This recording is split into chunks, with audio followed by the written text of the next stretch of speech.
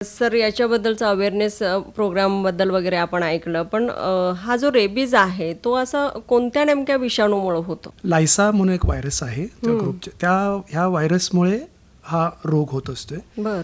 ह्या व्हायरसचा जो म्हणजे त्याचं मेन सेंटर जो आहे हे नर्व टिश्यू आहे. माणसाची जी मज्जातंतू आहे ते नर्व टिश्यू मुखांतर ते ब्रेनमध्ये सेटल व्हायचा प्रयत्न करते हा व्हायरस. आणि मग माणसांमध्ये हा जो एकदा काही लक्षणं आढळली तर मृत्यू हा खचित आहे. हा पॅरालिसिसच्या रूपामध्ये मृत्यू होऊन जातो. बापरे. मग सर हा जो रोग आहे आपल्याला तो फक्त कुत्रं चावल्यानंतरच होतो की इतरही कुठले प्राणी चावल्यानंतर आपल्याला होऊ शकतो?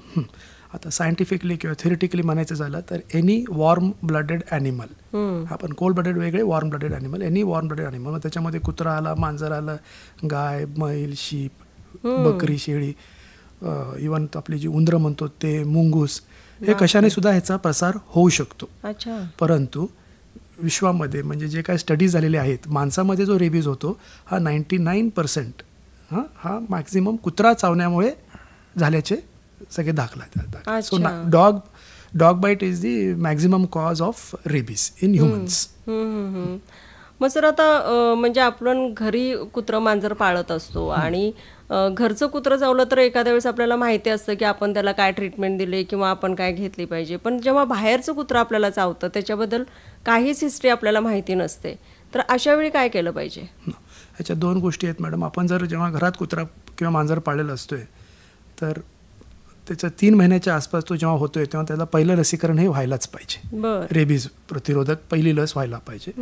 त्याच्यानंतर 1 महिन्यानंतर आपण त्याची बूस्टर लस करून घेतली पाहिजे लहानपणी हे. आणि त्याच्यानंतर दरवर्षी आपल्या घरातल्या कुत्र्या मांजरांना आपण ही लस करून घेतलीच पाहिजे.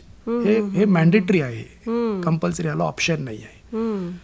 अच्छा, आता समजा रस्त्यावरच्या कुत्र्याला आता लसीकरण झालंय नाही झालंय आपल्याला माहिती नाही, आणि समजा जर अशा कुत्र्याने जर आपल्याला चावा घेतला तर मग तुम्ही जरासुद्धा त्याच्यामध्ये काय म्हणतो आपण त्याला दिरंगाई न करता इमिजिएटली जिथं काही चावा झालेला आहे, फॉर एक्झाम्पल हाताला चावलं किंवा पायाला चावलं, कुठे पण चावलं असेल, कमीत कमी 15 ते 20 मिनटं स्वच्छ साबणाने ती जागाची जी चावलेली जागा आहे ती स्वच्छ साबणाने धुवून चालू नळाखाली ती जागा आपण धरून ठेवली पाहिजे.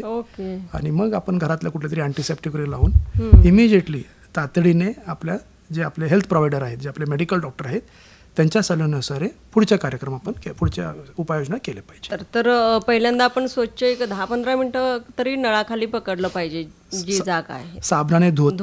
अच्छा. साबण म्हणजे त्याचं कारण काय मॅडम की सोप जे आहे अल्कली मीडियम आहे. हा जो व्हायरस आहे रेबीजचा हा अल्कलाईन मीडियममध्ये जिवंत राहू शकत नाही. फक्त ह्या एका उपक्रमाने कमीत कमी 90 ते 95% रोगाचं नियंत्रण इथेच आपण कंट्रोल करू शकतो. त्यामुळे हे जे स्टेप आहे हा कदापिही चुकू नये.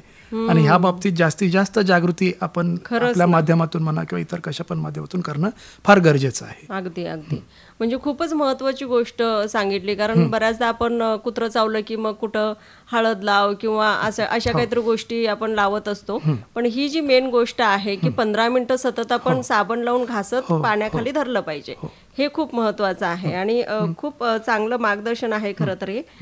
या संदर्भात आपण आणखीन प्रश्न घेणारच आहोत. तुम्हाला या संदर्भातल्या काही शंका असतील तर कॉल करा. नंबर आहे 9019904904.